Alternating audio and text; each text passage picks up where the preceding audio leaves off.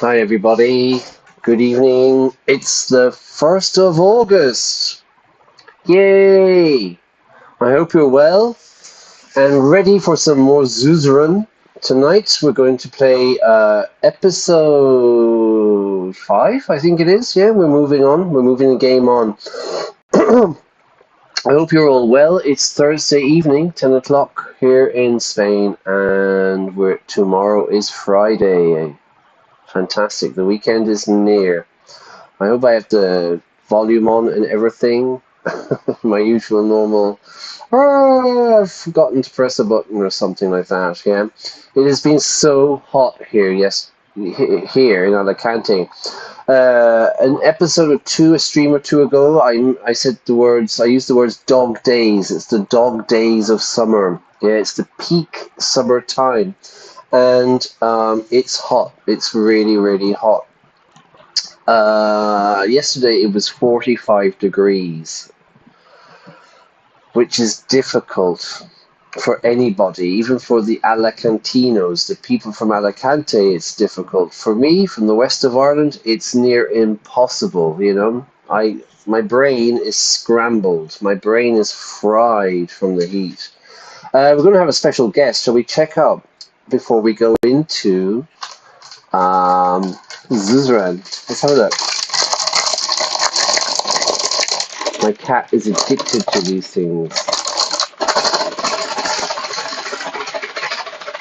Let's see if she's going to come.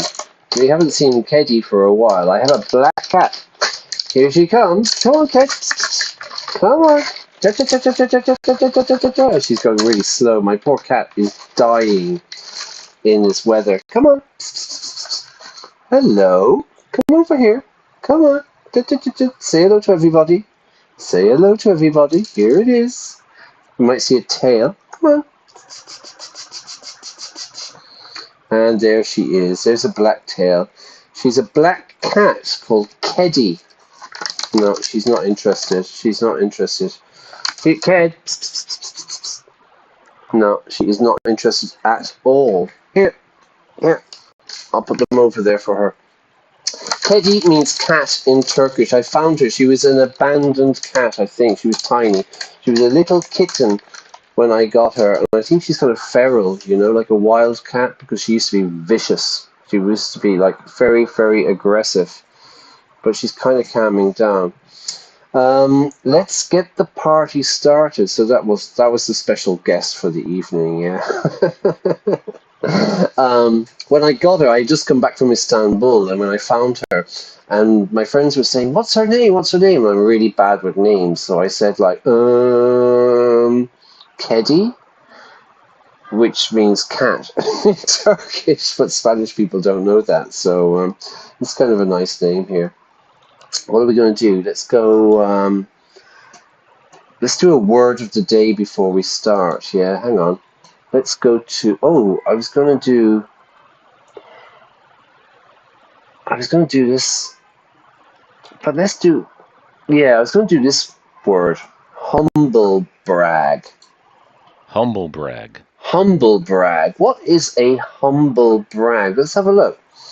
So it means to make a seemingly modest, self-critical, or casual statement or reference that's meant to draw attention to one's admirable or impressive qualities or achievements.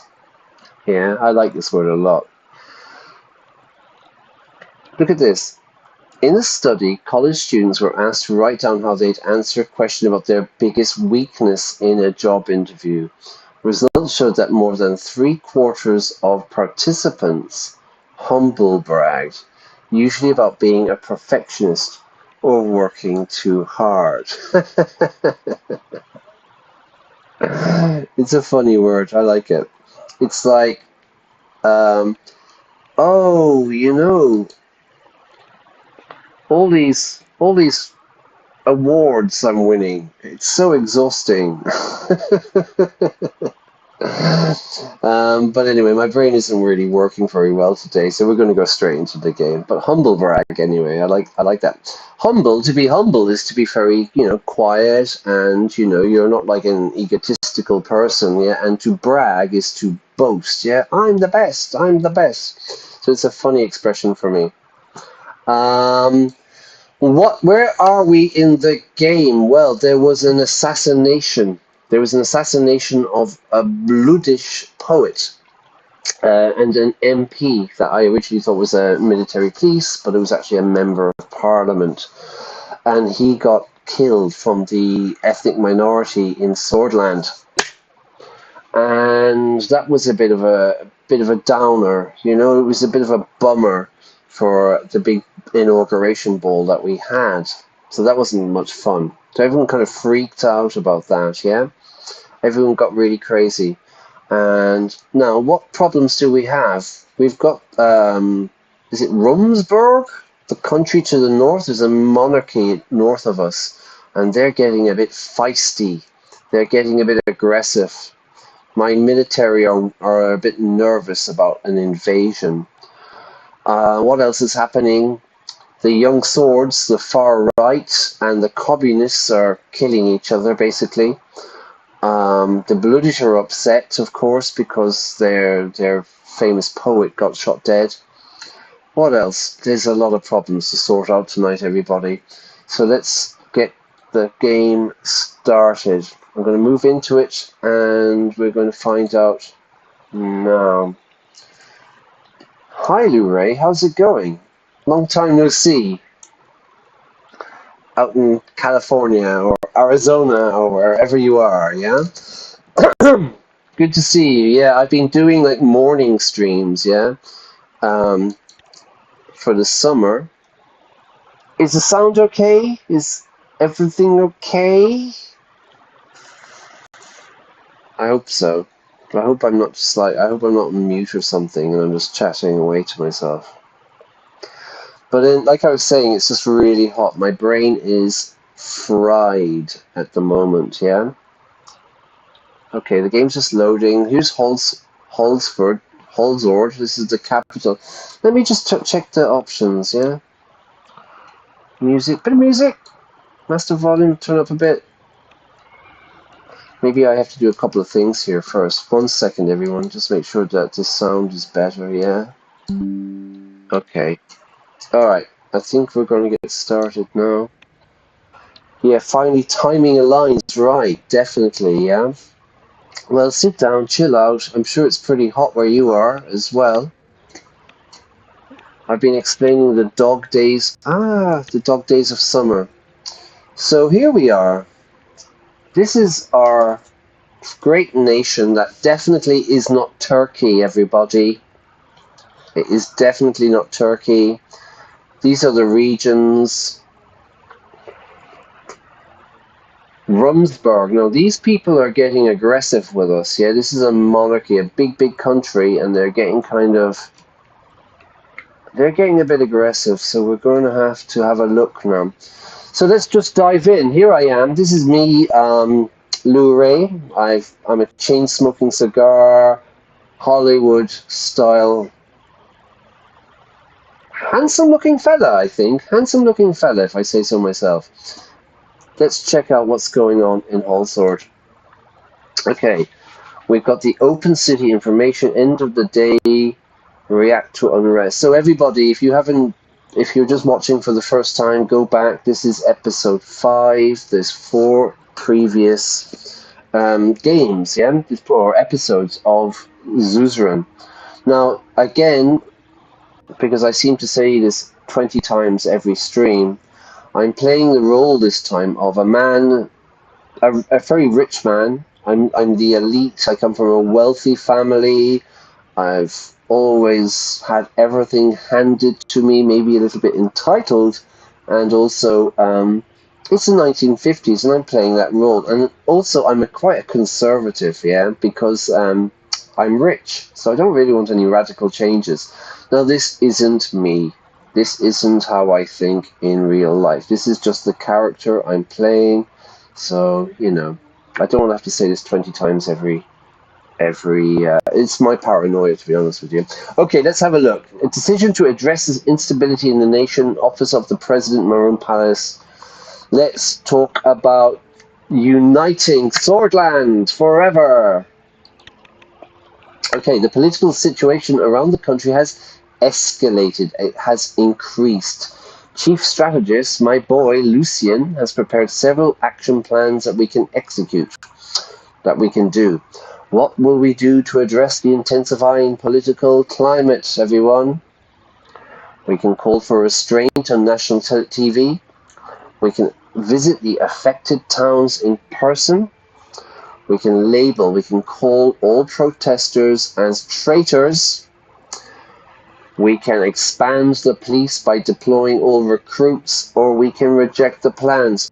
I'm going to call for national unity. We might have differences, but we are all Swordish.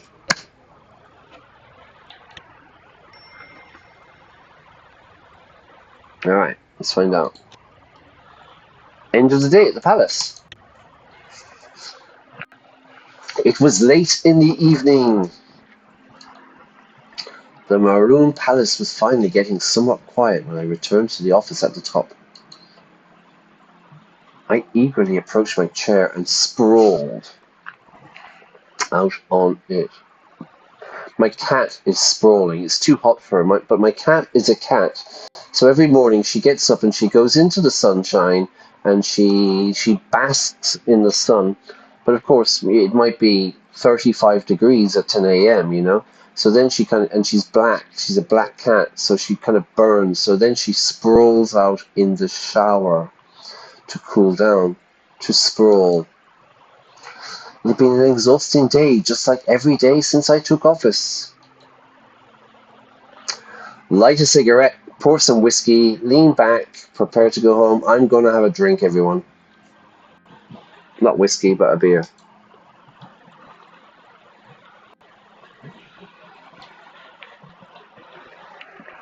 I poured a little whiskey for myself and had a sip. It felt like the best salve after a long day of work. I glanced downwards, out the window, and saw that Serge and the Serge, I've forgotten what I was calling him, Serge, let's say, and the guards waiting for me by the main gate. I heard a couple of knocks at the door. My secretary, Livia Zuno. Who's Livia? She's the private secretary. She's tasked with directly handling most of the critical calls. Alright, so she's my PA secretary. I'll leave it there for a second so you can pause the stream and read it for yourself.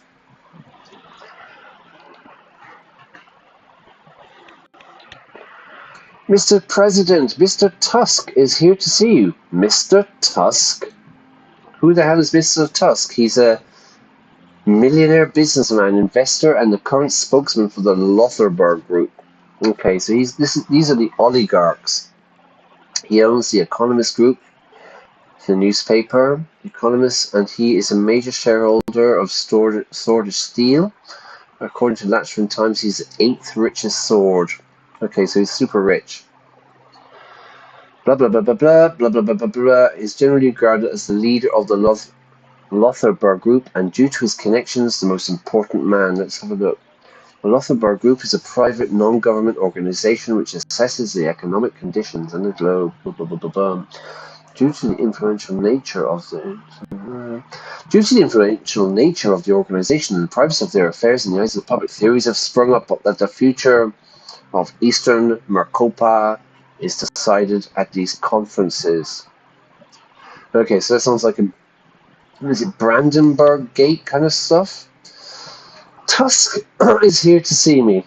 There's a millionaire businessman here to see me. What's going on? Hang on. Order. Situation. Nationwide revolt, everybody.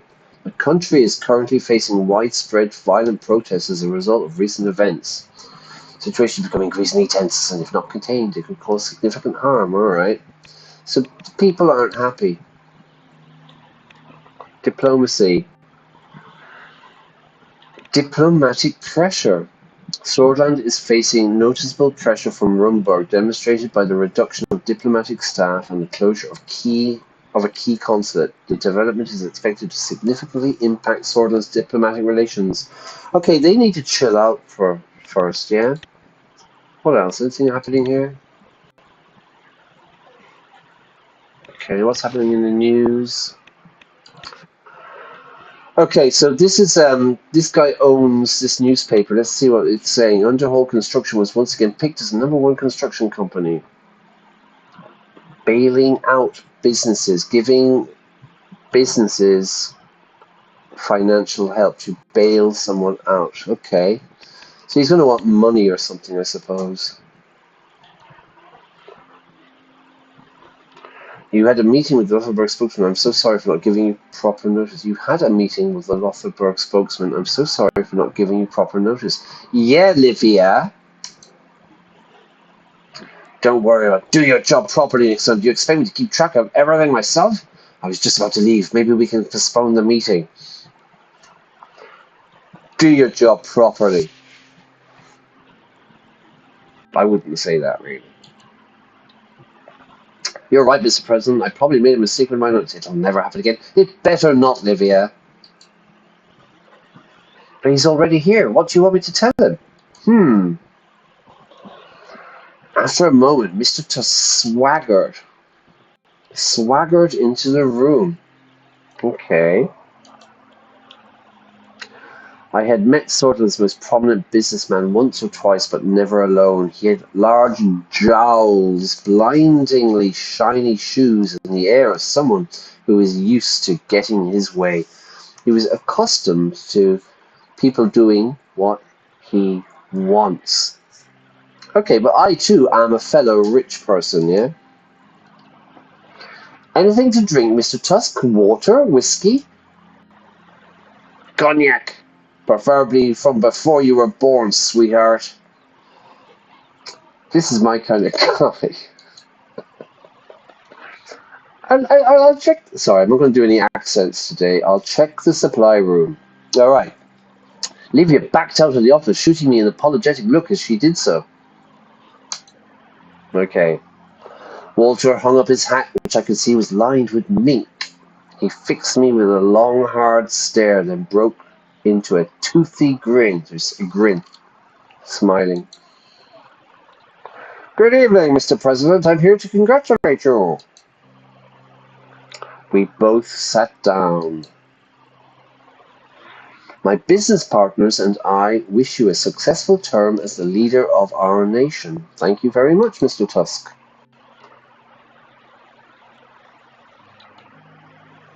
Cordial, polite. I had no chance to say this at the ball with all the panic. Yeah, there was a little bit of a problem at the ball. There was, there was a shooting, an assassination. Kind of spoiled the evening. But we are very much looking forward to working with you. Well, we are doing a free market economy, everybody. Yeah, we have chosen to be neutral. So on one side you have basically the Americans, yeah, the capitalists, and on the other side you have the communists, and there's a kind of a Soviet Union kind of thing going on there. I said we're going to go for a free market economy, but I also said we're going to be neutral. I'm going to play it very, very conservatively, this game. But we're very much right. Likewise, I am happy to meet you. Thank you. Why is it that you're really here, Mr. Tusk? No. We're going to be cordial. We're going to be polite. Likewise, Mr. Tusk. I would like to build a profitable relationship between us. That being said, there are some concerns of mine and the people I represent, the Lothian group or whatever they're called, which I would like to take this opportunity to clear something up, to make sure that you understand me correctly, to express, what would be the word, to express clarification. I'm listening. What are those concerns? The people you represent. Well, I know who he represents. Now, I'm listening, or what are these concerns? Straight to the point. What are these concerns? The ruined state of the economy in Sordland has influenced everyone. The recession hit all of us hard. The economic recession. Walter pulled out a box of cigars from his jacket. Nice, because you can see from my profile pic, my Tinder photo that I like a cigar. I had these bought from Lesbia, the best cigars in the whole continent. Would you like to try one? Lesbia is the officially the Republic is a country in Eastern Maricopa with some pockets of territory. Parliamentary Republic. It's one of the oldest countries. I think it's a capitalist, yeah? I'll leave it there. You can pause it and read it all yourself. It's a member of the Caucasian Treaty, which created counter-influence of... Right, so Malinivism is communism, and this is some sort of capitalist alliance. Recently, it has become increasingly focused on increasing nuclear protection. Alright. Yeah. I'll smoke a cigar. I grabbed one as a pack. Walter lit it up with his large engraved lighter. Now, Spanish people will say, "Hey, do you have fire?" But we don't say, "Do you have fire?" in English. We'd say, "Do you have a light?" Do you have a light? A lighter. Now we're talking a man who knows pleasure and business. Okay. Walter grabbed himself a cigar and lit it up as well. We looked up at the city scenery as we both puffed away. You are having a good start to the term for sure, besides the recent troubles. I'm having a good start to my as president, besides the recent troubles.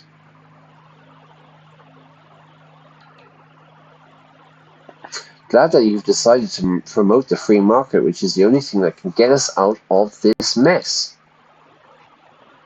We had nothing but trouble so far, and the economy is not the only concern. The ability of the free market to evolve is hard to dispute. It's good that we think alike. I look favorably to my economic team's advice, everybody. It's good. We've chosen to go free market. The trouble around the economy is not the only concern. We need to get the economy stronger.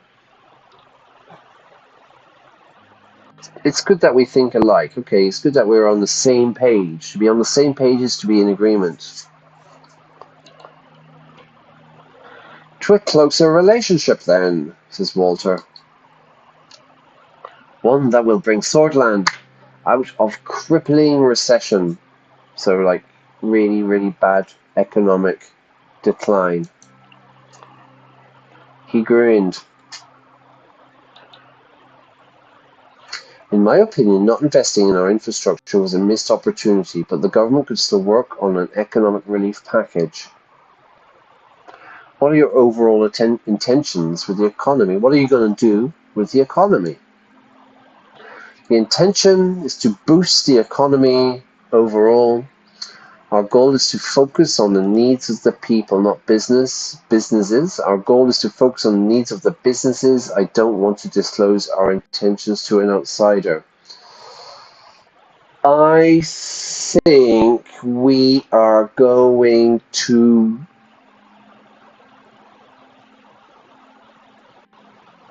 I don't want to... The expression here is to get into bed. I don't want to get into bed with the oligarchs yet. You know what I mean? I want to keep my cards close to my chest so that they don't know what I'm doing. So I think general economy. Yeah. The most important goal is to divert investments where most profits can be made for the Treasury. These are businesses. The most important goal is to divert investments where most profits can be made. Money, money, money, money. We can be close allies.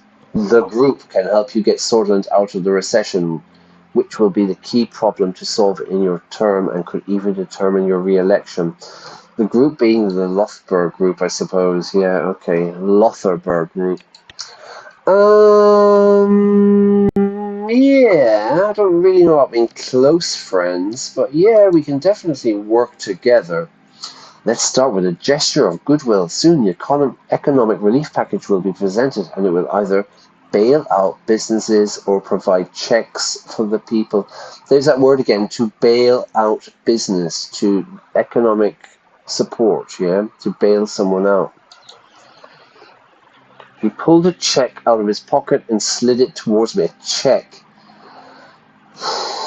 Right, everybody, a long, long, long time ago,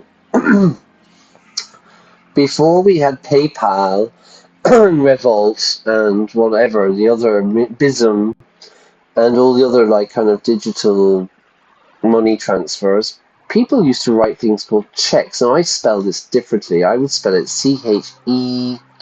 CHEQUE. CHEQUE,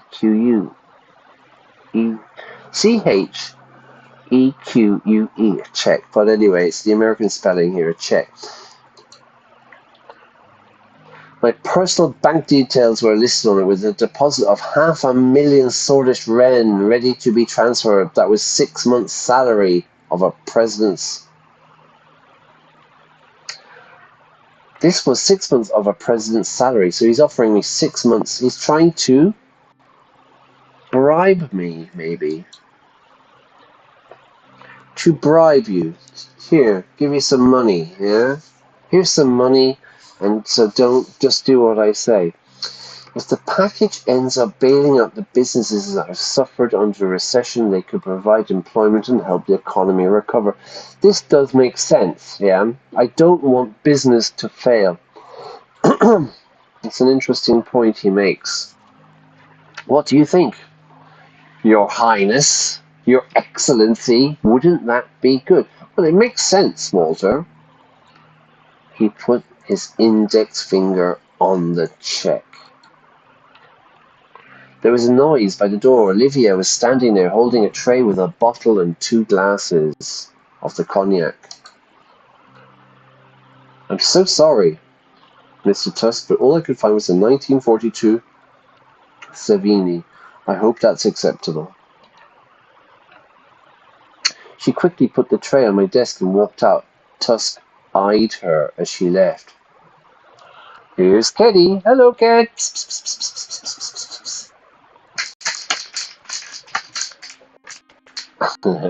She's staring at me. Okay. Remind me to visit your office more often. Now, where were we? Do we have a deal? Now, do I take the money, 500,000 Sordish pounds or whatever, dollars, whatever they are?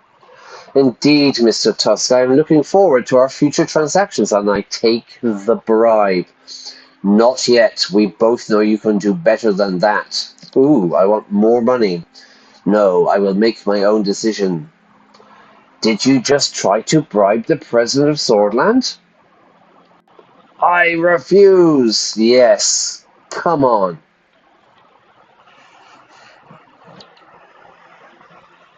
Walter sighed and pulled the check away, putting it in his pocket.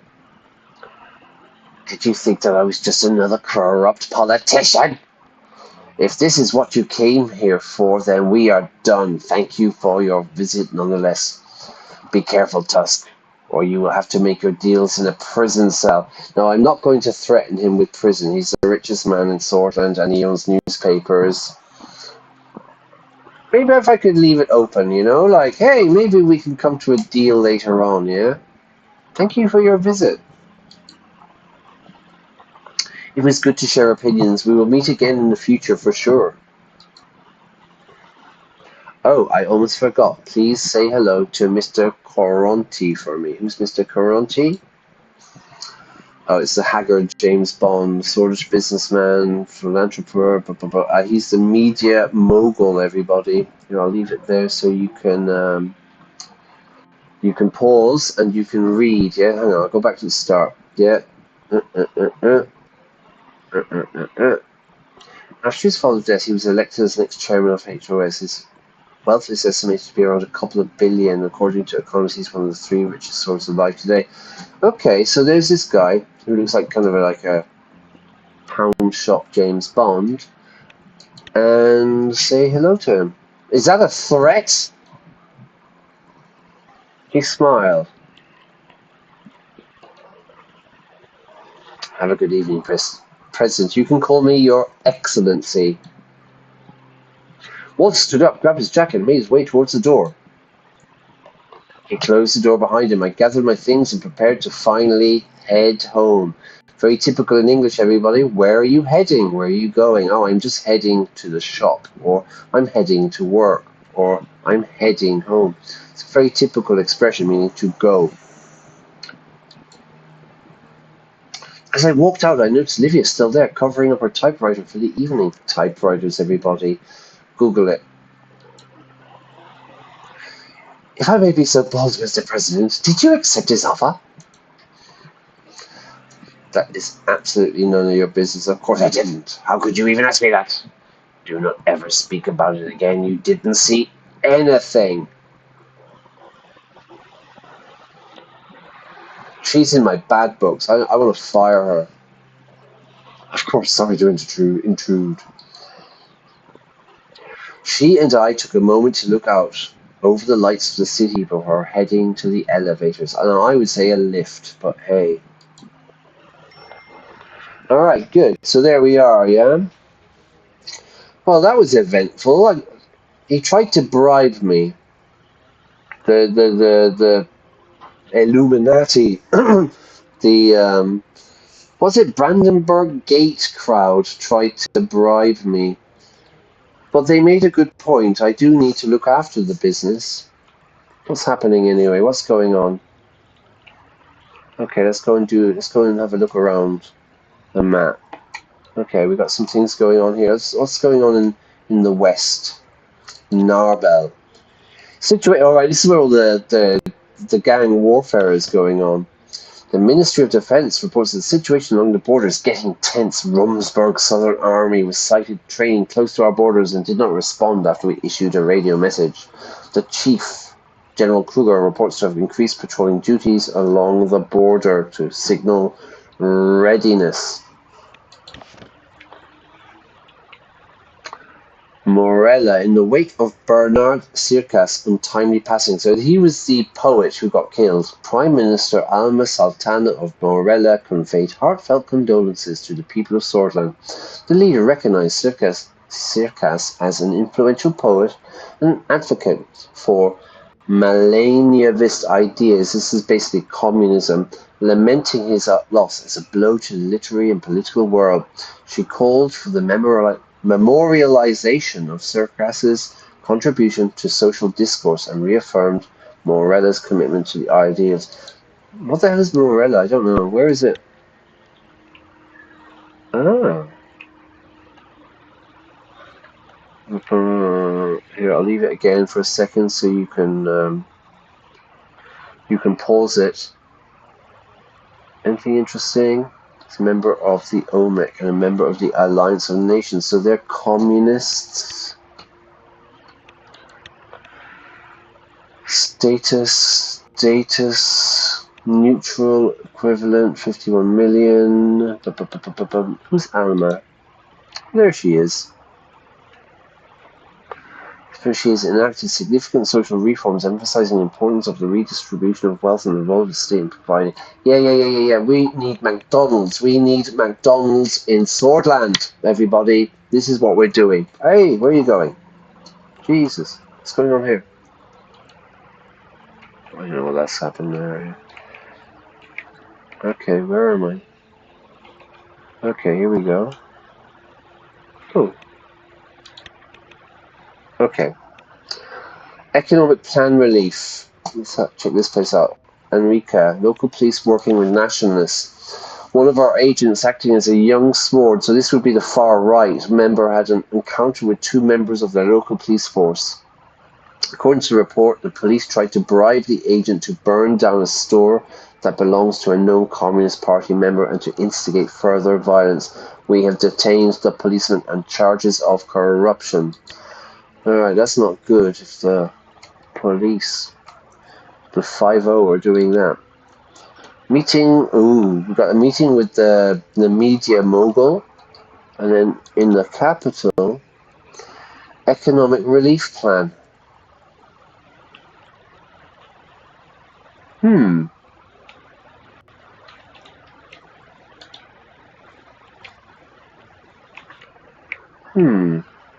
Okay, everybody. Well, before I choose, we are at Class A Plus English is at 79 subscribers. I need one more subscriber to make it 80, and it will make me so happy. It will make me so happy. If you are already subscribed, please press like. Thank you. And also turn on notifications, because I'm going to be doing streams at different times of the day. What do you think? Should we go and talk to the media people, or should we talk about economic relief plan? That's going to be a big one, isn't it? Let's go and see what he has to say. Let's go and see Marcel Coronti. Our motorcade headed to the meeting location set by Marcel. I had only my most confidential and trustworthy team members with me. After a few hours of driving along River Esquel, we took a turn before entering Conriet. The darkness started setting in as we drove up to a hill.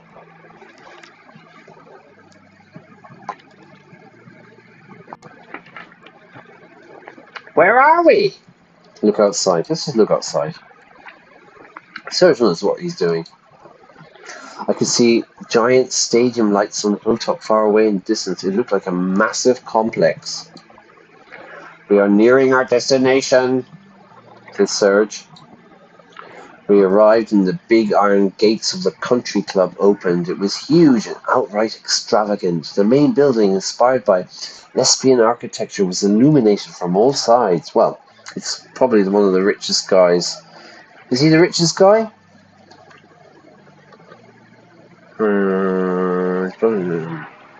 Right, he's one of the 3 most richest. One of the 3 richest. But also he owns the media.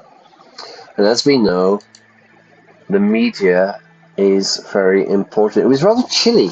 Not cold, just a little bit chilly. I was approached by Peter and Lucien. So Peter's my old friend, and Lucien is my strategist. I hope the journey was, everybody, comfortable. Okay, let's have a look. The location is very remote indeed. Anything to keep me away from home. 1950s man. It wasn't bad. I'm looking forward to this meeting. I can't think of comfort when our country is descending into chaos. Okay.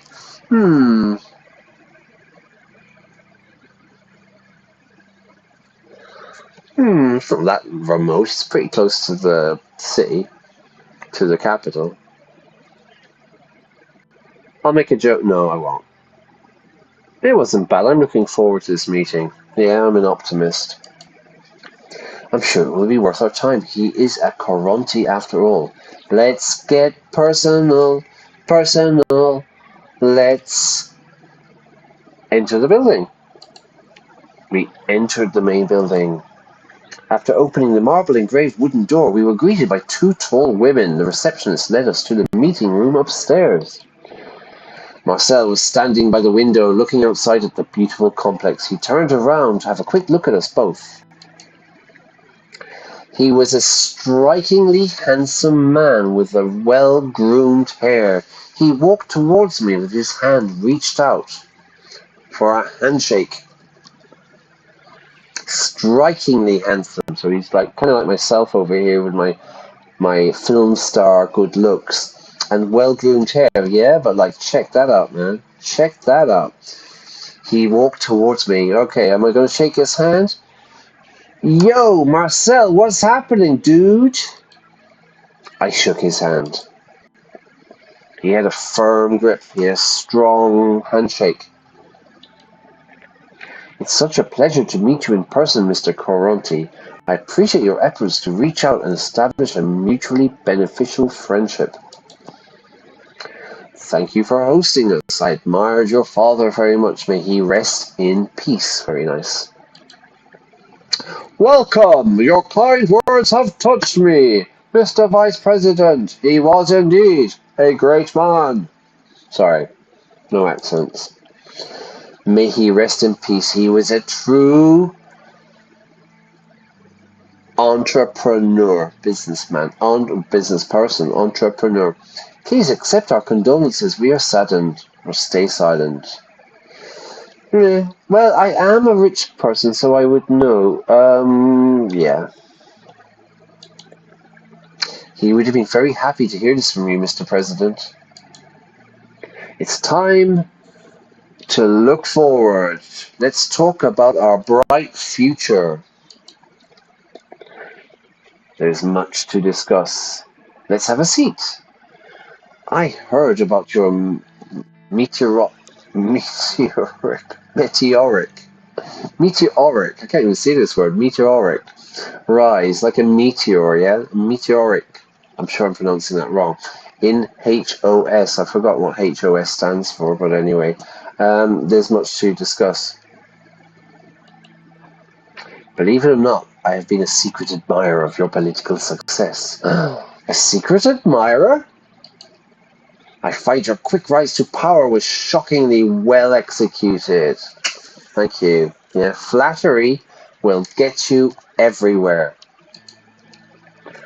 Let's just get to the point. No, that's too aggressive. I would not be standing here if I was bad at what I do.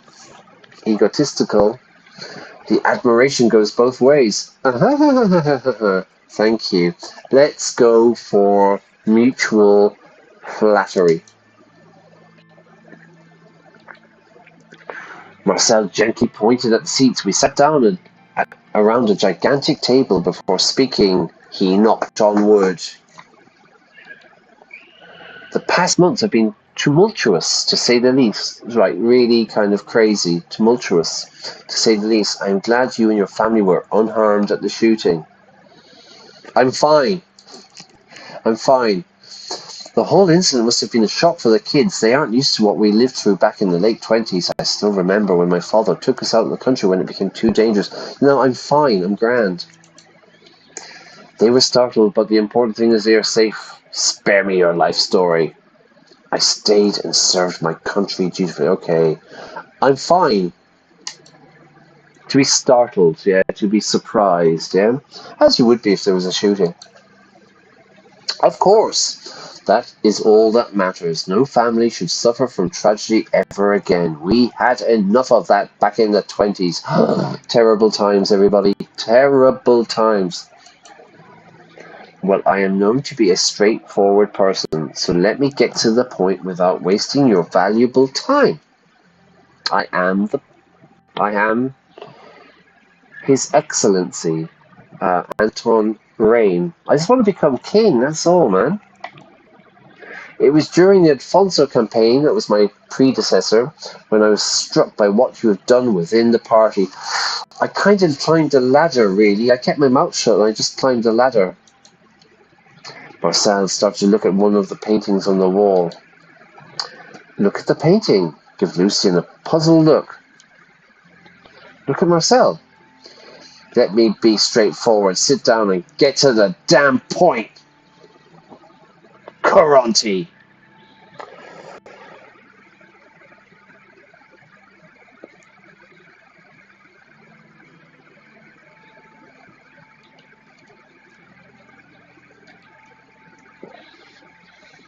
Marcel pointed his finger at me. You said we will transform this nation, Your Highness Rain. My conglomerate has a way of doing things and I don't want them to change. So I want to cooperate with you. Cooperation, everybody. Cooperate? Please explain further. The intent is mutual. Keep going. Now, he is the media guy, right? So on one hand there, we have the business crowd. They want to bribe me. Here we have the media. I need to play this. Okay, just keep going. Continue. Literally, continue. You might have the people's support now, Mr. President, but what happens when you make mistakes? I don't make mistakes. I'm an Aries. It's impossible for Aries to make mistakes. Not Aries. No. I disagree. What is that supposed to mean? Let's hear his point, Vice President. This is Lucy. This is my boy. Being a president in this country means having many enemies. Enemies that would resort to anything to bring me down. Like a certain black cat. Let's say these enemies cause a scandal or leak sensitive information from the administration. Is he threatening to blackmail me? If you've been watching the Hercule Poirot First Cases game, the other game I'm playing at the moment, it's a situation about blackmail. When you have secret information about someone that they don't want the world to know, they want to keep it quiet. So it's like, give me money or I will tell everybody. Yeah. Now, I think this is what he's trying to do. He's trying to blackmail me. These would be destructive when they were released. If they were released. Ooh, there's a conditional there. There's a condition. I see what you're getting at. I see what you mean. Continue. You're playing a dangerous game. Are you threatening me? His Excellency?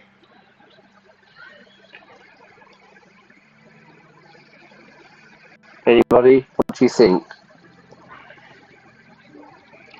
Anybody got an opinion? I know what I would do, but anybody else? Anybody got an idea? Okay, I would say continue.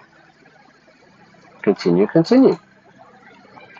Assume that the articles would actually protect your integrity, no matter what. Try to imagine how up to 5 million people I reach will not lose faith in you. So he's offering to give me good press, no? Like, good stories, positive spin, yeah, in the news. Because remember, this is the 50s, yeah, so people read newspapers. Let's hear your offer. What do you want in return? You aren't just being nice, are you?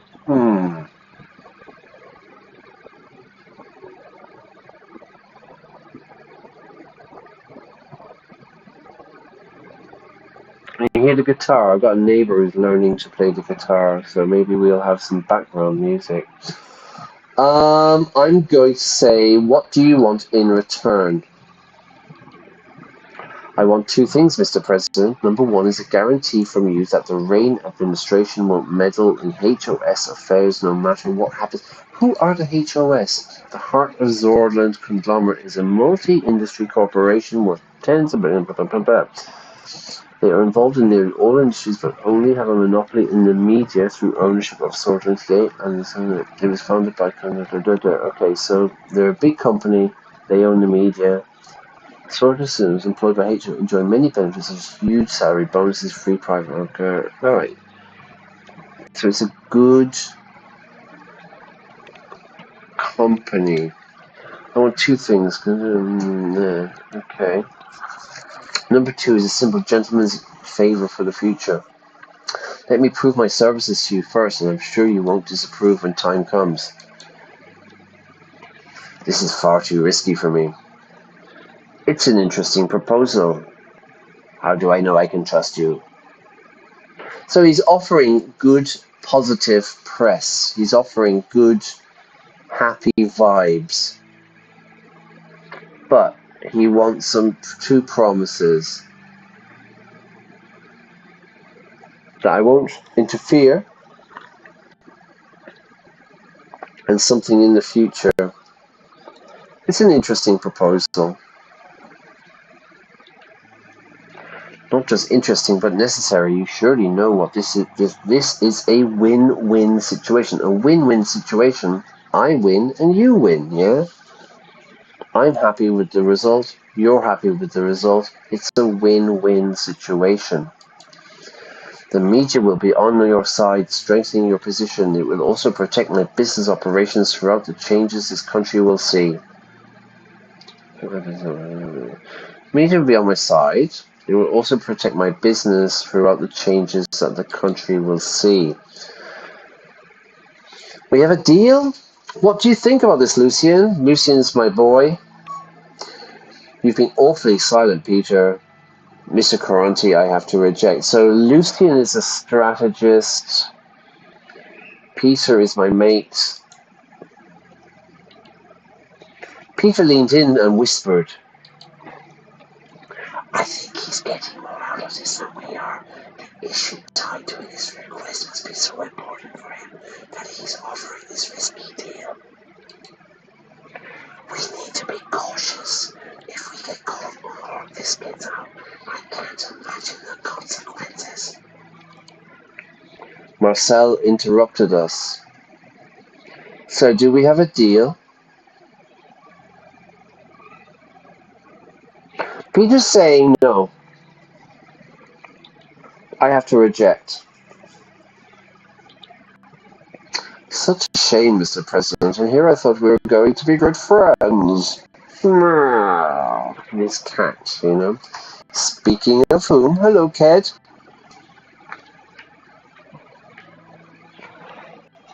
Alright, so I've turned down the businessmen, I've turned down the media.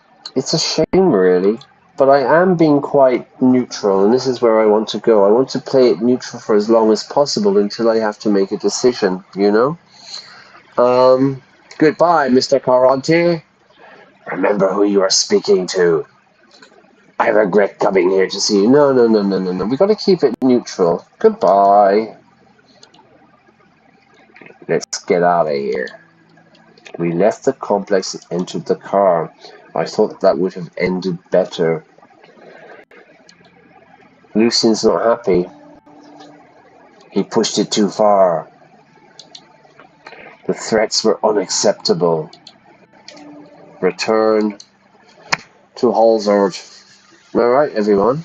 We're moving. So we've met the conglomerates, the big business, the oligarchs. We've met the media crowd. The oligarchs tried to bribe us, to try to pay us, give us money, 6 months' salary. And the media have offered to give us like good press, but they were a bit like quiet about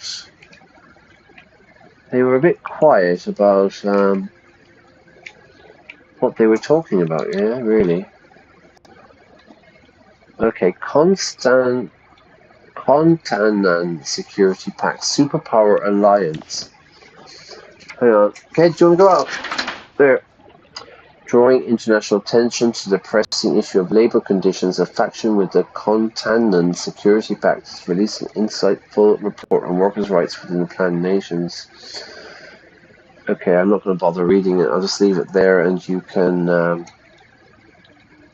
pause it and read it for yourselves. Yeah.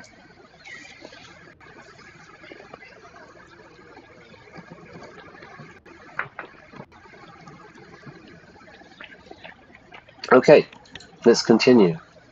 Oh.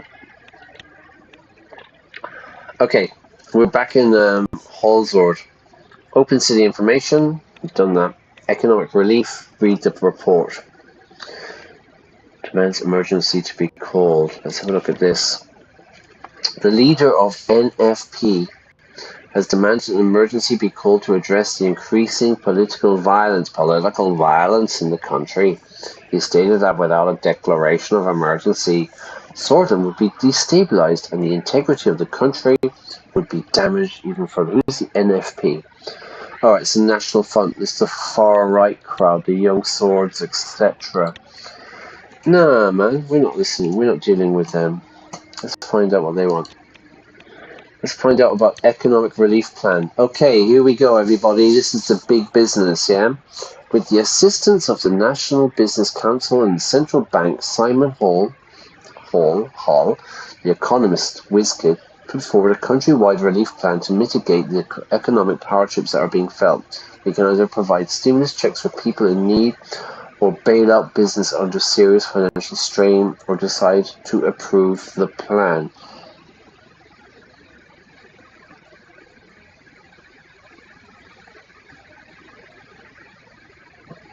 Do we give money to the people or do we give money to the business? Well, you know, like I said from the beginning, I'm a rich kid. I come from a wealthy family. I am the elite. And I get the idea that so we are going to bail out. We're going to help businesses under financial pressure. Okay, let's find out about that one then. I can see some movement here. Something's going on here. What's happening? Okay, this is the Bloodish city, isn't it? Yeah, this is the open. Let's have a quick look. 3.8, second biggest city, fifth richest.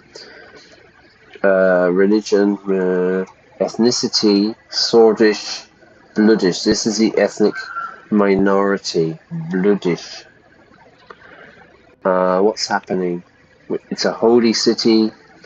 It's a special zone. We need to get. That's right. We need to get rid of the governor, don't we? There's a massive homelessness problem and widespread protests. The city is in a state of political chaos. Protests and shows of civil disobedience are.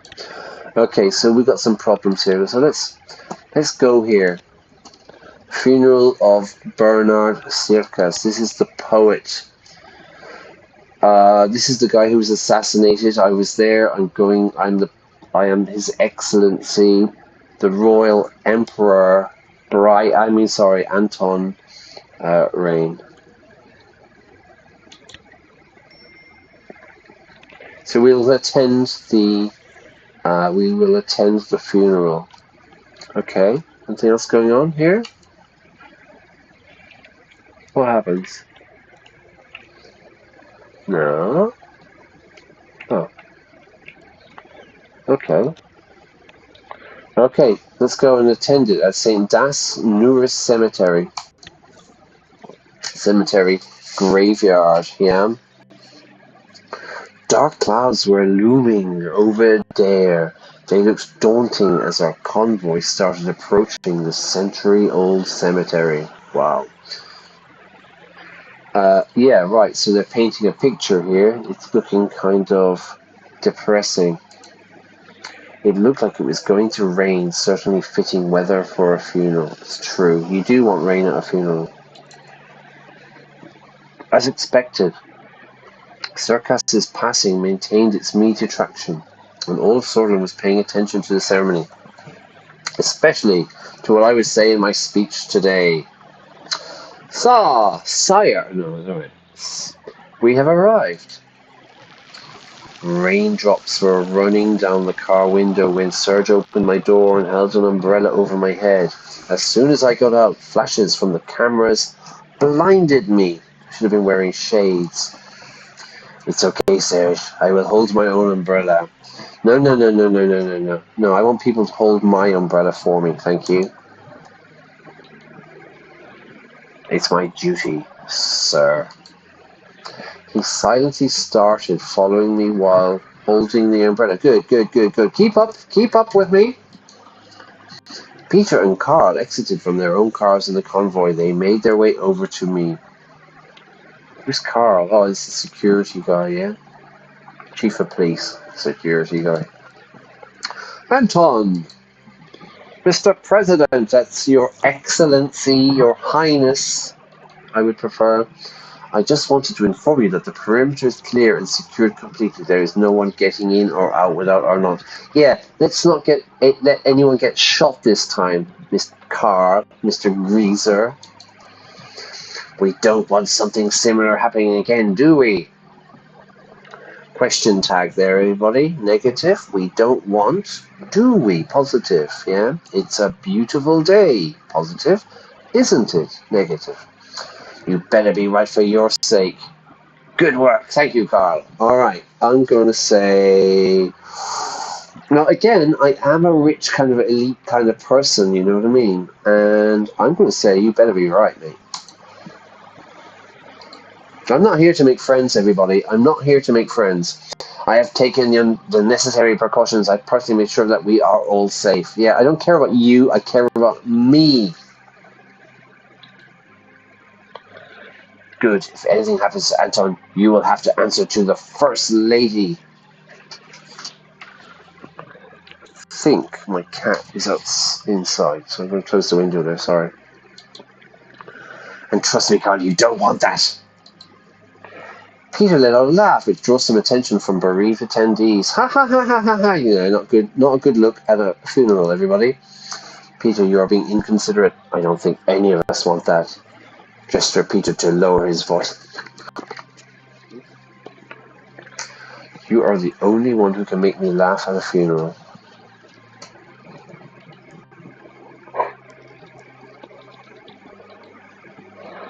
Ha ha, right? I mean, life is full of tragedies. We should try to take it easy if we can. Yeah, let's have a drink, Peter.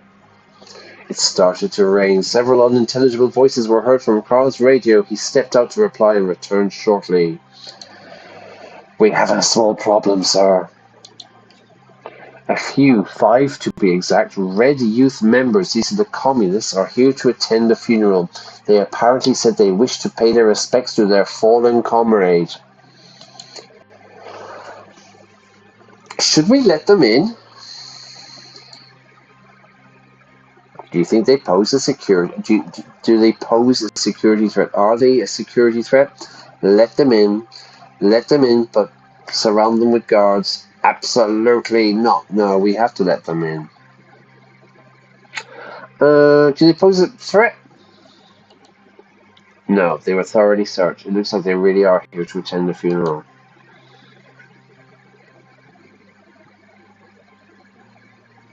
Put a few guards on them. As you command, Your Highness. There's that word again. Let's head over. Let's go over. They are about to start. We walked towards the crowd, circled around the grave. Everybody in attendance was wearing black. In mourning, the rain started pouring heavily. Okay, to be in mourning when somebody dies, yeah, a family member dies, or your cat dies, or something dies, you know, you feel sad, you're in mourning. And of course, we usually wear black. The rain started pouring heavily, pouring. I pour a glass of water, yeah, I pour a glass of wine.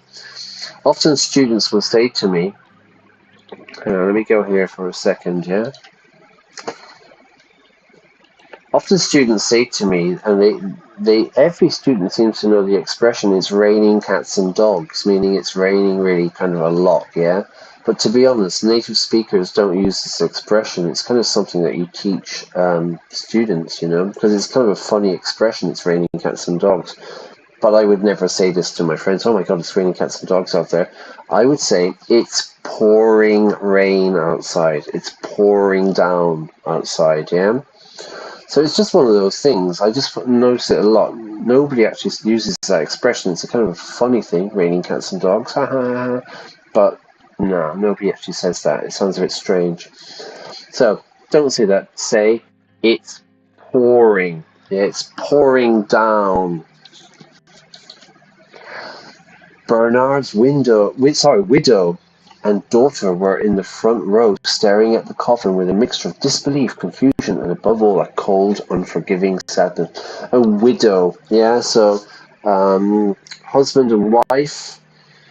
The husband dies, the woman then is a widow, meaning her husband has died. If the wife dies, he is a widower, okay? So they're feeling very sad, of course, because it's a funeral, everybody. Both of their eyes were very red and swollen from weeping. Weeping is another word for crying.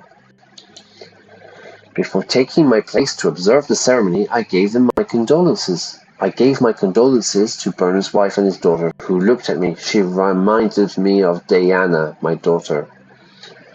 To give your condolences. So we don't say, oh, I'm sorry your dad died. You would say, I'm sorry your father passed away. To pass away is a bit more polite. When the religious ceremony was done, I was invited by the priest to deliver my speech. Me? A speech? I took the podium. I felt like I had a lump in my throat. I couldn't get the daughter's eyes out of my head, who looks like Diana. Oh, Diana, everybody.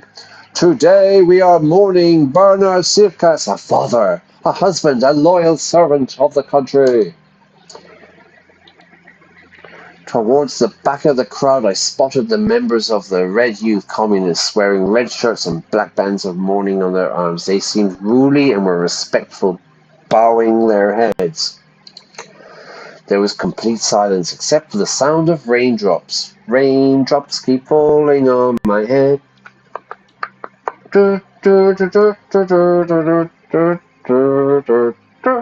Okay, so a husband, a loyal servant to the country, so this is a great loss for all of us.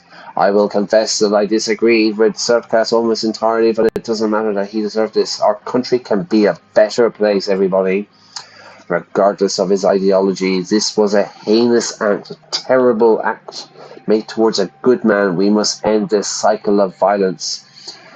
He was a true comrade and he fought for what he believed in, his ideal vision of Sordland in every step of his life. Okay, I'm going to go for the ending the cycle of violence.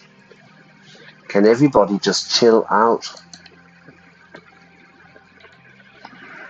For now, what do we got? We will make sure that unfortunate events such as this will never happen again. That's a too big a promise. Surfcast had a dream of a unified Sordland. In these next months, we need to fulfill his dream and band together. I interpret this attack as an attack against Sordland and by extension against me personally, because it's all about me, everybody. I promise you this, the blood of Bernard will not remain on the sacred grounds of Sordland. The blood of Bernard will not remain. Huh? I promise you this, the blood of Bernard will not remain on the sacred grounds of Sordland. I don't know what the hell that means. Yeah, we need to band together, everybody. Come together. Let's all mourn the passing and remember him well. But hatred begets hatred. There is only one way to overcome this vicious cycle. We must unite against the evil of this world. The tears of the family he left behind have a price that needs to be paid. I will not stop until it is paid in full. No. We're not going to do that. Hatred begets hatred. Hatred creates hatred, yeah? Yeah, we have to stop the vicious cycle, yeah? So, like, a communist kills the capitalist or the nationalist, and then the nationalist kills the communist, and the communist kills the nationalist, and it's what we call a vicious cycle, a cycle of violence. Thank you. I would now like to recite one of the poems. Oh yeah, I'm definitely going to do a poem. Our only strength is the will to survive, knowing that we will perish, knowing nothing more absolute. Ooh. We rise towards the sun. Those who died fighting. They are now buried in the sun. No need to mourn. There is a raid to our sun. They did not let us sing our songs. They are afraid of the dawn. They are afraid of hope, but our songs will be sung. That sounds a bit kind of bloodish to me now, yeah? That sounds a bit like kind of separatist.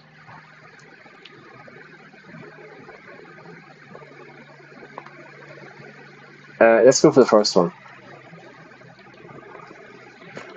Thank you. A moment of silence. Yeah, definitely a moment of silence. During the silence, all that was heard were the ravens. Bah! Bah! Bah! Some attendees started clapping. And some crying. The coffin was lowered into the ground by the gravekeepers. After a couple of minutes, Bernard Sirkas was with the soil, no more soil meaning the ground. As we bid farewell to Bernard, I want to close with the words every sword lives by. Ab Morgana Wesgore. Yeah, definitely. Let's get Ab Morga Wesgore. Sordland forever. Everyone replied, Vectorn! Sistea! Victory is close, everybody! With applause, I stepped down from the podium. It was time to leave. The widow thanked me with a soft and defeated voice before we dispersed, before we left. On my way back to the car, I still couldn't get the eyes of Bernard's daughter, nor the faltering voice of his wife out of my head. Would Diana, Monica, and Frank look the same way if something happened to me? Peter put his hand on my shoulder. That was a good speech, Brian. Your Highness. I mean, Anton. I sensed only respect from his voice. It's time to go. Thank you. I mean it. Or not.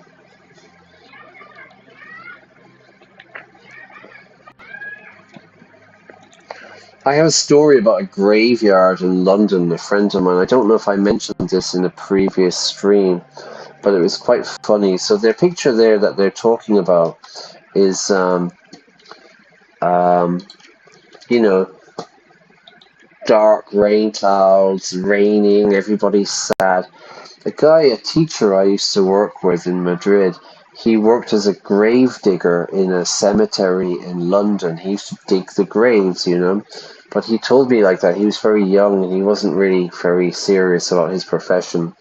And one day he went there to work, and he got called into the office because, you know, he was always late and stuff, you know, like, so he was always turning up late, not doing a very good job, etc. And I'm pretty sure I told you this before, but anyway, yeah, he went to the cemetery one day. His boss called him into the office or whatever it is, and he went in, and the boss went like, "You're fired, yeah. You're useless. You're absolutely hopeless as a grave digger, yeah. Get out of here." So he left, you know, and he said that day it was raining. It was a horrible London weather, you know. I think it was in West London, and he just said the weather was really bad and everything. And he was walking down the road, you know, and being a gravedigger, he had a pair of Wellington boots on. Wellington boots, big rubber boots, you know, in the mud and stuff. He was walking down the road, and his boss called him back and went, hey, come back here. And he had to go back, and he went, those Wellington boots are ours. So he had to take the Wellington boots off, give them to his ex-boss, and he had to walk home in his socks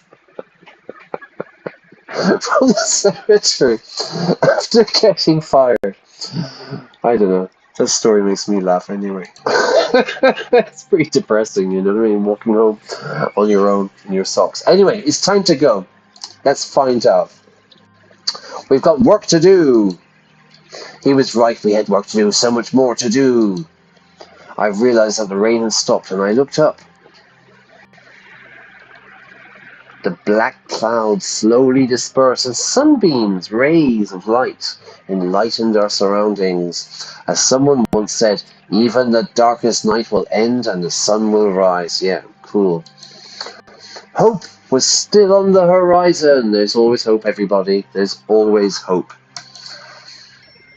Alright, good. I think...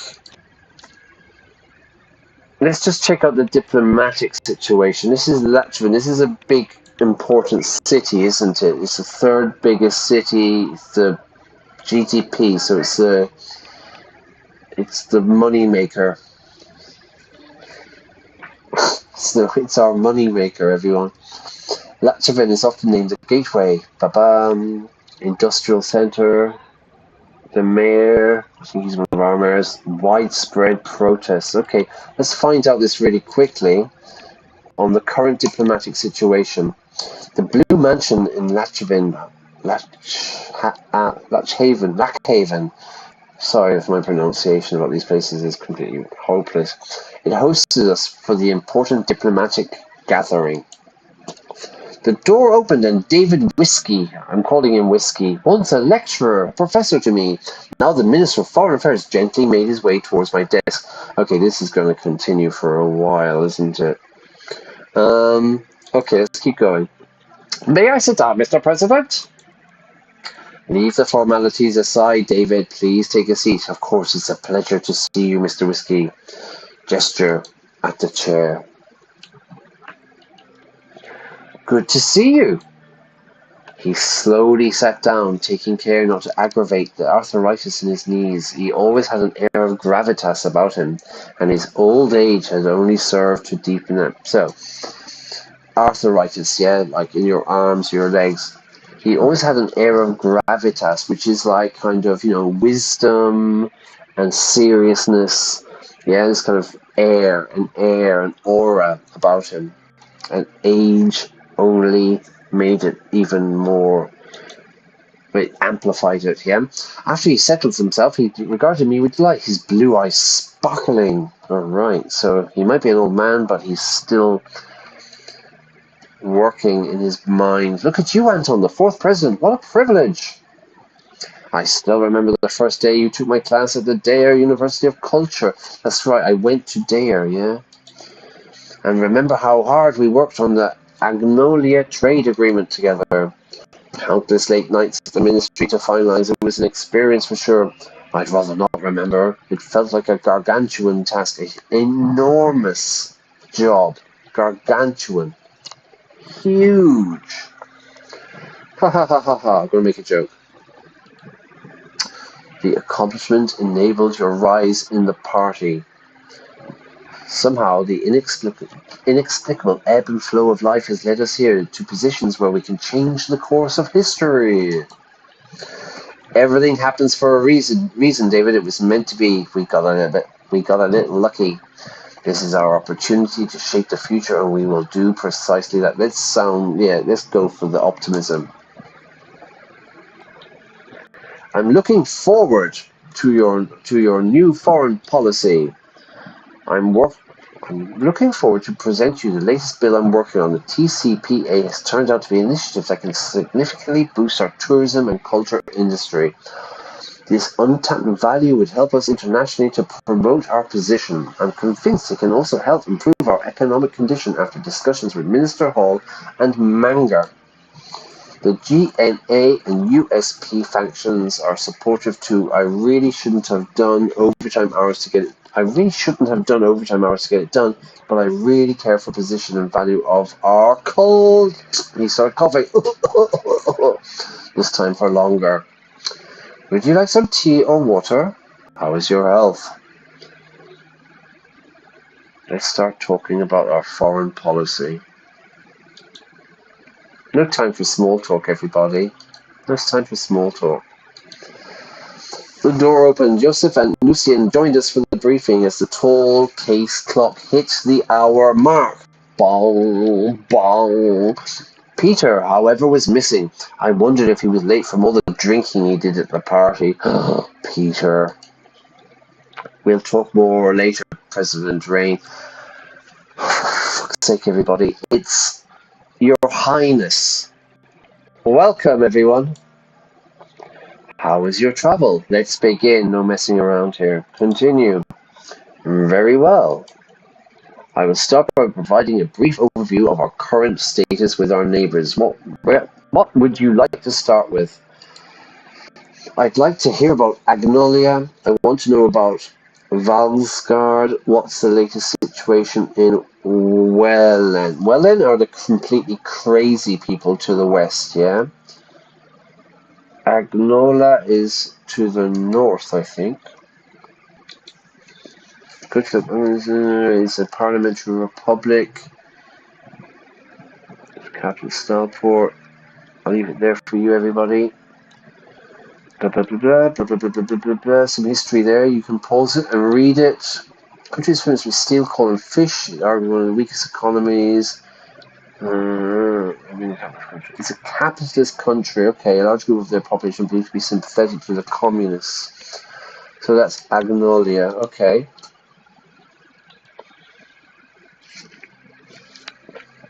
Our brotherly nation to our northeast, Agnolia, they are still diplomatically non-aligned and probably is one of the most democratic systems between our neighbours. Kind of like ourselves. Oh. Economic stagnation is a worry for them. Their primary issue is their heavy reliance on foreign investment from us. Okay, so they're in our pocket, everyone. Agnolia is our most friendly neighbour. We have been allies for the longest time after Rumburg annexed Dome. This fact needs to be part of the equation. Unsurprisingly, the Prime Minister is expecting better cooperation through a new fairer trade deal. It's one of his election mandates. Okay, they want a trade deal with us, but they're friends, yeah? Okay, we'll think about it. A more comprehensive trade deal sounds beneficial.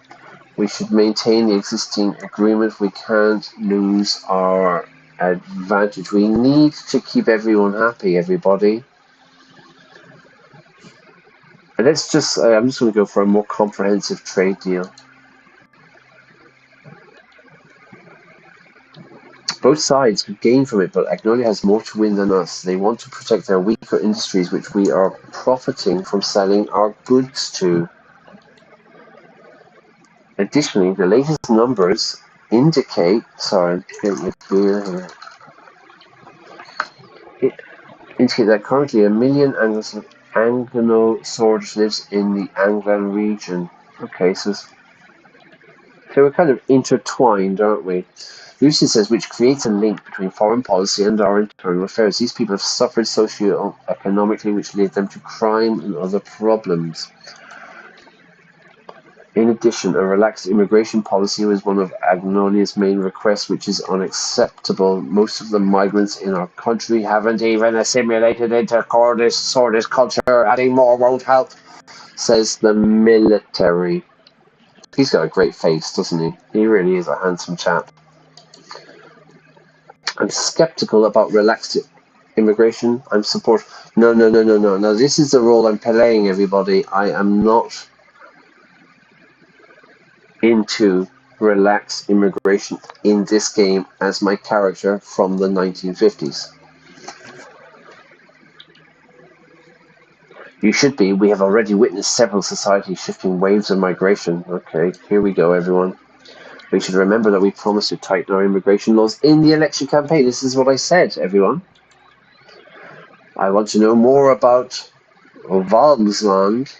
What's the latest situation in Welland? These are the crazy people. Let's check out Valmsland really quickly. I want to know more about them. Our cousins of old across the Marken Sea wish to have good relations with us. As we all know, Valmsland is a socialist republic aligned with United Quintana. They are an important regional player. Okay, but they're like our cousins, so we have close links.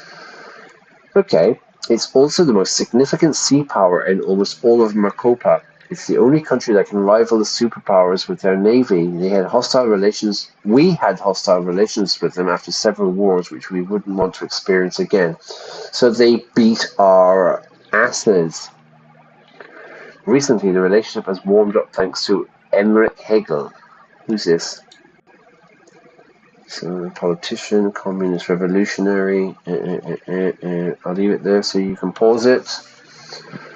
He's the chairman or the king or whatever. Well, he wouldn't be a king, would he? He'd be the boss, yeah? With a fine goatee there as well, and piercing blue eyes. Recently, the relationship has warmed up thanks to as a result, diplomatic talks can be conducted. Okay, yeah, let's keep them on side. It's not easy to forget about the Great Fire of Conriat. Thousands of lives were lost that day. Breaking the ice. Valsgard could be good if we are to rise diplomatically.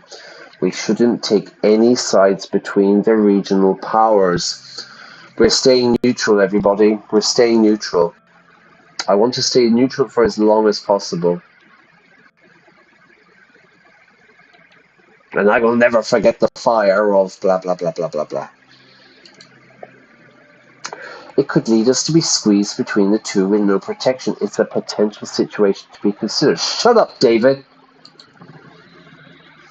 They haven't been in good standing with us for the past 200 years. Recently, they have also joined the communists. Right, so they're just communists, everybody. And we want McDonald's! Yeah? We want McDonald's in Sordland. On top of that, territorial issues have been flaring up between Agnolia and Valsgard because of the island. The Swedish Navy is very concerned with this volatile situation. Lucien looked slightly worried. Unfortunately, billions of Swedish ren worth of cargo is transported close to Valslandian maritime borders on the Markian Sea and the Grey Strait. This causes significant risks to our imports and exports in the case of a deterioration in relations. The strait is of high strategic value. We can't expect the worst. It's high strategic value, everyone. Because if the Navy is keeping an eye on the situation from a distance, right? We are actively monitoring the sea routes and cargo ships. For now, there is no immediate threat, but we don't know what can happen in the future. What time is it? What's the latest situation? Let's just move on. Yeah, Welland is completely crazy. Two important neighbouring countries remain, Lesbia and Rumburg. Which would you like to hear about first? Rumburg, please. So, these people are kind of threatening us a bit, aren't they, yeah? Where's Rumburg? There, here. So they're getting a bit, like, kind of aggressive with us. Two important... Rumburg. Okay, let's find out. Now to the most troublesome nation, Rumburg, a constitutional monarchy led by Queen Beatrice Livingston. I highly advise caution and calculated action against Rumburg. Our military must be prepared. The threat is real. They are strong and have the motivation as well as the means to damage us. We shouldn't give them any reason to pursue aggression. I will take your advice. Rumburg is and always will be a rogue state. Nothing can be done. We must prevent them from interfering in our affairs. Yeah, we got to be nice, like. They have shown similar behavior to their neighboring countries before, but we must be cautious. I agree.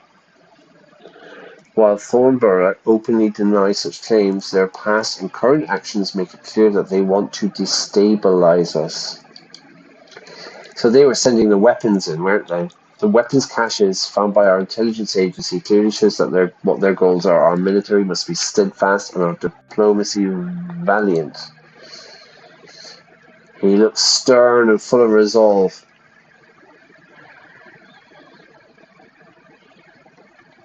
Kind of like me. Rumburg's threat is one of our top priorities. You can be sure that I think the threat is far too overblown. No. I think it's quite serious, yeah? We are always in dialogue with our Rumburg ambassador to make sure a channel is open to solve disputes. But they closed the consulate. We could use their aggressive attitude against them by convincing the international community. Rumburg are horrible to us, everybody. Lucien grabbed the Latchaven Times newspaper and put his finger on the article about the latest diplomatic incident. Their abrupt announcement, their fast, quick announcement about the closure of the consulate is yet another step in their escalation. What about Lesbia? Our southern neighbour is aligning itself more and more with Arcasia. Lesbia is currently led by Prime Minister Patricio Alvarez. So this is the Americans, basically, the capitalists, yeah? They are the jewel of the continent and the second largest economy in Marcopa. Though wealthy, Lesbia suffers from excessive economic inequality. Our past relations have been great, but during the last decade, their investments to Sordland dwindled due to our instability. Their investments have dwindled due to our instability. Okay, our country's been unstable, so they haven't been investing. Making an ally, making a friend with the richest regional nation could be beneficial. It's a sleeping giant. We should not wake them, so that they have the potential to be very, very powerful. They keep turning a blind eye towards the region, thinking that Lesbia is above it all. Yeah, but you see, I don't want to align with anybody. I don't want to make allies with anybody yet. It's a sleeping giant. We should not hassle them. They surely are a powerful nation. Despite that, they don't tend to meddle, to interfere in the region, and haven't for a long time, with the exception of Welland. Let's not antagonize them, says David Whiskey. I am certain that the recession has a lot to do with their retraction of investments. Once they see that money isn't in the picture, they vanish rather quickly because they are the capitalists. Hey, but we're the capitalists. Okay, God, here comes the army. They have shown a selfish attitude during the Welland Civil War by closing their borders and moving refugees to cross into Sordland. Lucian clears throat. Our values are too different with Lesbia. It will be hard to see eye to eye. To be in agreement. The capitalism of Lesbia is inspirational to me. Look at their economic power. Now, we have chosen to be free market, yeah, which is basically capitalism. So I suppose we're going to have to be inspired. Everything comes at a cost. In Lesbia, the cost is wealth inequality, but business people are getting richer and richer. I am a rich person, yeah? Again, in this game, I'm from a rich family. I'm a rich person. This is what I want. There are hundreds of very privileged oligarchs who invest inside and outside of Lesbia. Some make significant business investments in the cities of Benfleet and Valga, which I presume are our cities. Don't know. This covers the overview of the current situation. We will move on to our trade choice and respond to Rumburg's diplomatic escalation. The sun began to set. Sunrise, sunset, over the hills. The team was ready to give advice on a new trade initiative and their response to the latest diplomatic incident with Rumburg. Let's find out. Peter arrived late. He looked a little rougher than usual. It must have been the drinking from last night to look a bit rough, to have a hangover. He was having a party, yeah? Hey there, guys. Hey there, folks. Excuse my delay. I'm sure I didn't miss anything we didn't already know. Good stuff, Peter. You were supposed to be part of the meeting an hour ago. Brr. Punctuality is important. We are talking about serious subjects here. Peter was assigned a task for me, and that's why he's late. So let's move on. They have a point, Peter. Don't come. No, he's my friend. So yeah. He was doing. So he was putting a bet on.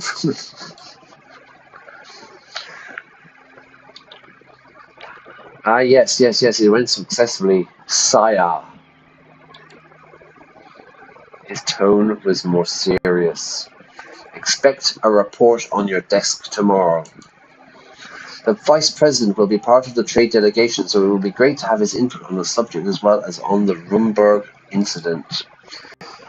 Rumburg Consul Sir Brian Harrington announced the closure of the 120-year-old consulate. Now their diplomatic staff is leaving to go back to Thurrock.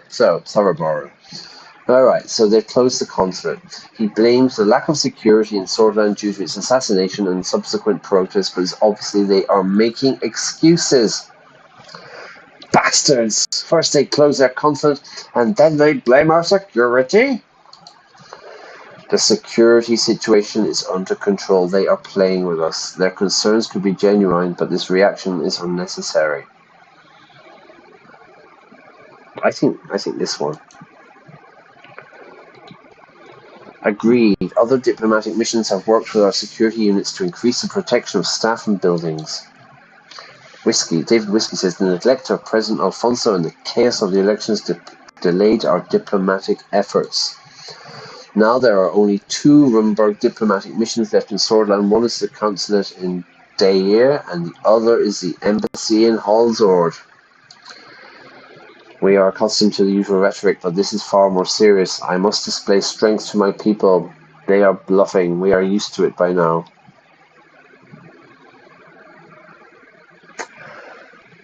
Let's go. This is more serious, yeah. They are playing with fire. Look at what the Welland destabilization has done to the region. Sordland breaking apart would tear Marcopa apart. In my entire career, I have never seen our Rumburg relations suffer this much. The previous low point was the annexation of Dome. Joseph was furious. He barely kept himself from slamming the desk. There are worrying developments like the smuggled arms, smuggled weapons, and the build-up near the border. Our military must be buffed up, it must be increased to stand against a great power like Rumburg. We either respond to this aggressive act with diplomatic condemnation, or we retaliate by closing our consulate. I want to say that an escalation would be risky this early in our presidency. We should focus on creating a negative image of Rumburg in the international scene, man. Hey, dude, I'm on the international scene. The people of Sordland must be protected, no matter the cost. I say, we respond equally. Retaliate by closing the consul. Write an official diplomatic response condemning it. Declare that Rumburg aims to destabilize. Yeah, we're going to write a letter. I'm determined to go with this diplomatically.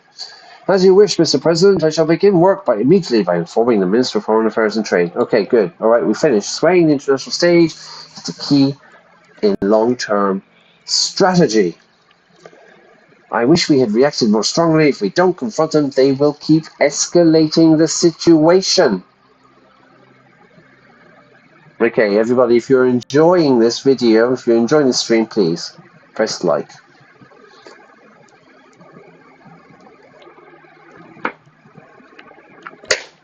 And if you haven't subscribed, please subscribe. We're at 79. I can't wait to see 80 subscribers. Okay, Yosef's really angry, yeah? He just wants to invade or attack, but we're not doing that. Peter says, I, on the other hand, am glad that we are taking the more cautious road. There are 3 trade-related topics to address today. Which topic should we tackle first? I don't really know. I'm interested to hear the intentions of the Kingdom of Risia.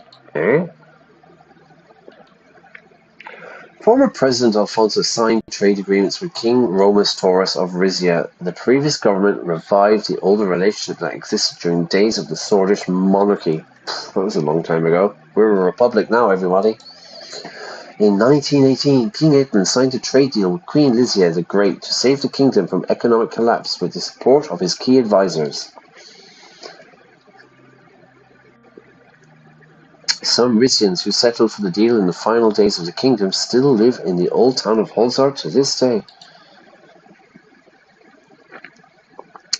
Campaign negotiator was my father, former President Artur S. Whiskey, who, with the Republican faction of the King's Parliament, fought to achieve a rare consensus in the heavily fractured council at the time. Mut he Vespasea Piasa. David hesitated for a brief moment. The kingdom was meant to collapse. Nothing could save it regardless of the effort. Your father was truly a great man. In the Tarquin Sol period, we never saw such dependency on foreign nations.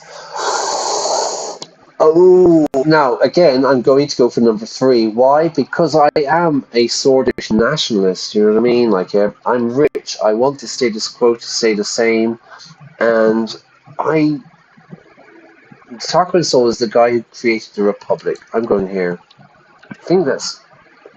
Yes, with the exceptionally successful SSC bills, the Sol government raised funds for its autarky plans from the Sordish population alone. The colonel knew the real intention of foreign powers. Our strength comes from within. Our greatest resource is our people. Independence is important, but as the world is changing and our continental blocks are trading more with one another, we must adapt. There is a place for trade and co-development with nations like Rizia. I don't know who Rizia is supposed to be. Looking a few years back, they played a significant role in helping Sordland avoid depression. There is merit to this fact. Okay. Yes, the resident gold invests in Sordland in exchange for different degrees of ownership of state assets, strengthen the currency by boosting the central bank reserves and avert a full recession. Blah blah. If Agno's handling with the central bank measures to prevent the depression also deserves credit. God, this is going on forever, everybody. The new engagement regarding the Rizian investment interest is coordinated through our Minister of Agriculture and Rural Development, Gus, and former President Alfonso. King Romas is interested in increasing energy independence and diversifying his energy assets. Our sources indicate that he wants to acquire control of more natural gas resources. I'm cynical about monarchies. Their time in Marcopa seems to be running out and their stability is in question. We are still facing the potential of a recession. New avenues for trade could help keep our books balanced. Isn't this unusual? Aren't you and the Minister of Foreign Affairs in charge of arranging negotiations? Yeah, we need trade. Rizia is a developed nation with a resilient economy thanks to its gold wealth. They can aid Sordland's economic health and the fiscal pain points Minister Hall keeps highlighting. Pain points. Okay. As Minister Hall rightfully described, we must do everything in our power not to fall into debt with an unhealthy economy. Listen to the pronunciation, everybody. The B is silent. Debts. To be in debt. When I owe money, if I owe money to the bank, I am in debt. Yeah. I'm sure if Gus is involved, the deal will be financially viable. His connections in the business world are vast, or enormous. The military should also be funded appropriately if additional resources are to be required. Yeah, Yosef, alright, relax, mate. I'd like to know more. I don't need any further information. Let's discuss the deal. I don't need any more information. Of course, Mr. President. Let's discuss the deal and what's on the table. From what we've gathered, there is no clear offer yet. The interest clearly seems to be more control over the gas produced and sold in Sordland. I suspect this must be related to the recent tensions on the coast of Palais.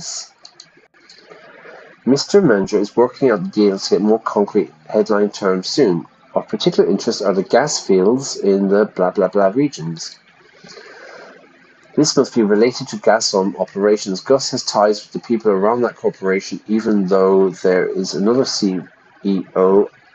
Ewald Alfonso is still the chairman. Gazprom is a private corporation, a fact that limits our control over any foreign investment. Tarkmansol's Energy Protection Act specifically limits the purchases of source energy company shares by foreign nations to 10%. The previous president adjusted this law and increased it to 20%. Anything above that requires us to change the Energy Protection Act. Ewald holds most of Gazprom's cards in his hands still. The way we publicly embarrassed him on national TV won't help. I see a strong case for Tarkmansol's regulation. Energy security is important. Gazprom is private, but it still sells most of its gas produces to Sordland, right? Now, yeah, we're going to energy security, everybody. We don't want to find ourselves in the energy crisis of the 30s, where nations like Rumburg and Lesbia leached off our weakened position and charged us triple the cost per cubic ton. They smelled weakness, and thanks to initiatives of the Sol government and the technocrats, the nation survived those hardships. No matter how much people criticize Sol these days, the Colonel is the reason why Sordland can stand mostly independent in this age. So the army miss Sol. the energy topic is gaining importance again with the tensions in the blah blah blah sea. I'm keeping a close watch on this situation. Lucian pulled out a pen and took a few notes. David coughed and continued talking. From our diplomatic channels, we can tell that Lesbia is still very interested in Florida's petrol, whereas Rumburg wants more natural gas resources. As a sovereign nation, we must protect our resources. Our energy independence is part of our national security concerns here. Gazprom handles most of our gas production. This company is important, everybody. Allowing more market economics to determine the value is aligned with our economic plan. We should protect our energy independence. As long as we can improve our economy, we shouldn't care much. We should protect our energy independence. I agree, but Gazprom is a private corporation. Even though it mostly supplies the government, we have little control over it. If Rizia wants to buy more than 20% of shares allowed by the production, then the government can step in and make changes to the EPA, the energy something something. Precisely, but we don't know if this will be the case. There's a scenario in which they might invest within the EPA limitations. We just have to hear more before weighing the options, says Lucian. They never revealed much about their involvement to me, but I always had the feeling that Alfonso's crew was more linked to Gazprom than they seemed. Lucian says, I have information that the CEO, what does the CEO stand for, everyone? The CEO stands for the Chief Executive Officer, that's right. That replacement Alfonso is a loyalist. Alfonso is still the chairman and a de facto key figure. Additionally, the National Business Council Chairman, Mikhail Avin, and Minister Gus Manger have shares in the company and preside on the board. The power structure behind the scenes shouldn't matter much. Affluent swords don't stray far from each other. The shareholder link raises questions regarding Alfonso and Manger's motivations.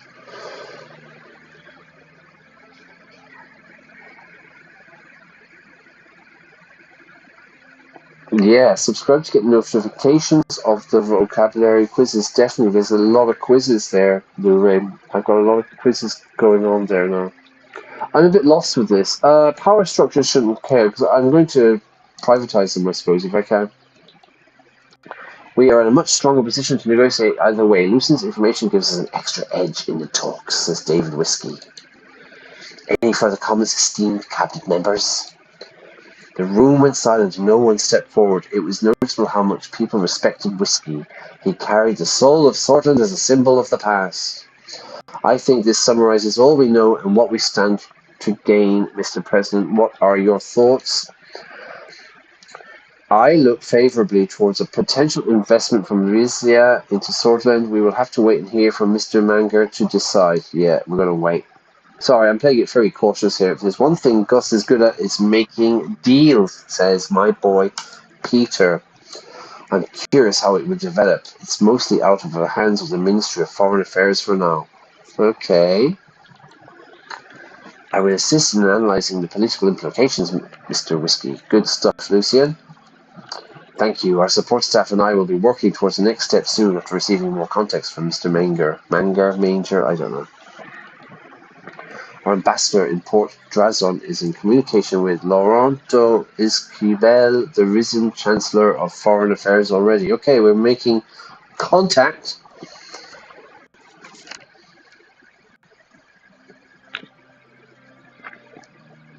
Okay, I'm going to finish it there.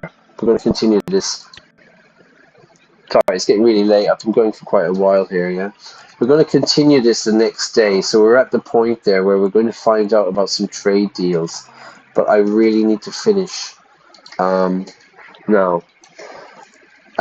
Getting exciting, though. We need to decide what we're going to do. Who are we going to do it with, yeah? There's kind of this side and that side. We have to choose very carefully. It's kind of exciting, yeah? But it's getting quite late here. And I want to finish up for the moment. I'm going to do Hercule Poirot on Sunday morning at 11 o'clock, because we haven't done that for a while. And then I will do some more Suzerain the next day. Apart from that, everybody go check out Verbivore. with my friend Iona. It's her platform. If you go into the Apple Store and or the Google Play stores, you need to get the Team Dynamic app. It's free. You download the app. It's totally free, and then you can access the speaking conversation club kind of thing every Thursday. Yeah, so go and check that out. It's all free, and it'll be really good. Apart from that, I'm feeling very tired now, so I'm going to stop. Yeah, for the moment. Thanks for watching. If you haven't pressed like and subscribe and notifications and all that fun stuff, yeah, because in August I'm going to be doing a lot more streams. I want to move this game on a bit, and when I have some free time, I'll do it. So but next Sunday will be the next one, definitely, yeah. So have fun, have a great weekend, enjoy yourselves. I hope you are enjoying the good weather. I hope it's good weather and summertime, that summer feeling, and have a good one, and I will see you again on Sunday, 11 o'clock, and we need to find out what's going on with Hercule Poirot. We haven't played this game for about a week or so, so I'm looking forward to that. Take care, see you later, and